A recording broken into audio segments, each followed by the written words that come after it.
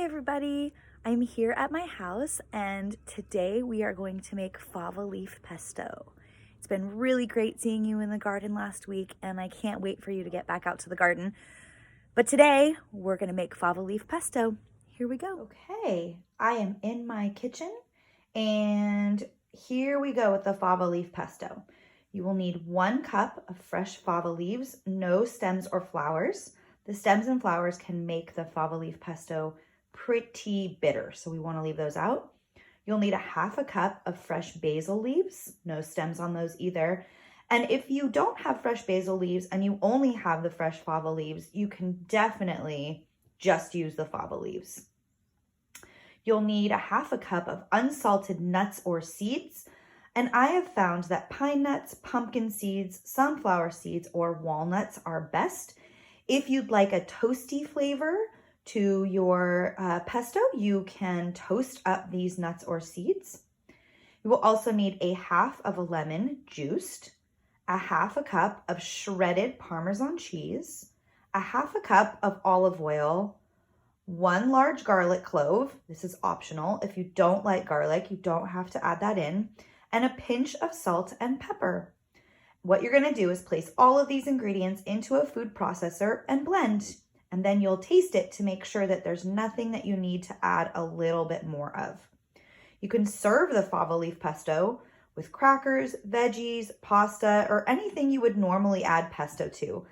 I like pesto on my pizza, on my pasta, on sandwiches. All of those you can use this fava leaf pesto for. All right, let's get cooking. We've got our fava leaves and basil. You can see that the basil and the fava leaves do look very similar. This is the basil and this is the fava. The basil has a little bit more of a pointed, raggedy edge, where the fava is a little bit more rounded. The leaves are also a little bit thicker on the fava leaves. We have our nuts. Actually, these are pumpkin seeds. We have our 1/2 of a lemon that we're going to juice. We've got our shredded Parmesan cheese, our 1/2 cup of olive oil, 1 garlic clove, and we have salt and pepper to taste. The salt that I'm going to be using is a pink Himalayan salt, which is a saltier salt than white salt, so I might not need very much salt. All right, I am going to add all of these ingredients into my food processor. Okay, so in goes the leaves,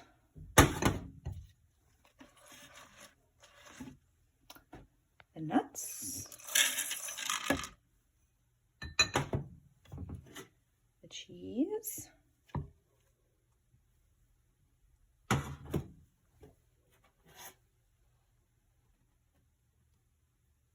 olive oil,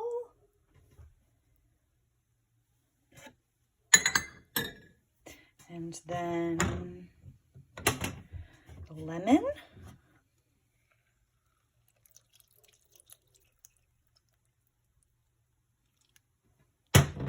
and the garlic. And I'm going to use a garlic press so that I don't have to chop the garlic. Sometimes it's kind of hard to do one-handed. Let's see. I got it. There you go. You can see the garlic coming out. Okay. All right. Then I'm going to add some salt and pepper. Okay, everything is in my food processor, and now we're going to process it. You'll need to stop the food processor in between to scrape the edges. So I've got a spatula here to help me do that. I have run my food processor for about 20 seconds. So you can see that we still have some big chunks. So I'm going to scrape the sides and we're going to keep going.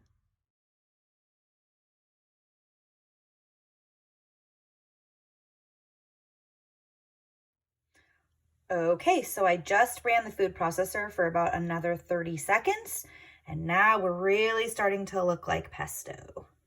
I'm gonna scrape the sides and we'll go for about 10 more seconds and then we'll give it a taste. This is our final product. I'm gonna give this a taste and see if we need to add anything else in. When you're tasting, you always want to use a clean spoon. You never want to taste your what you're making and then put the spoon back into whatever it is that you're tasting. Always use a clean spoon so that we don't share. Okay, I've got my clean spoon.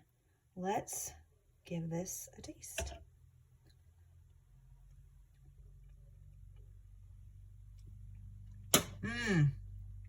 That is really delicious.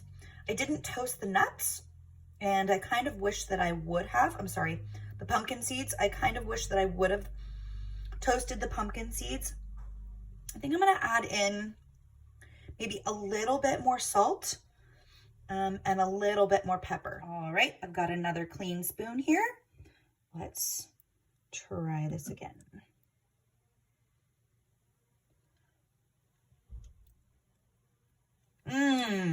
Perfect.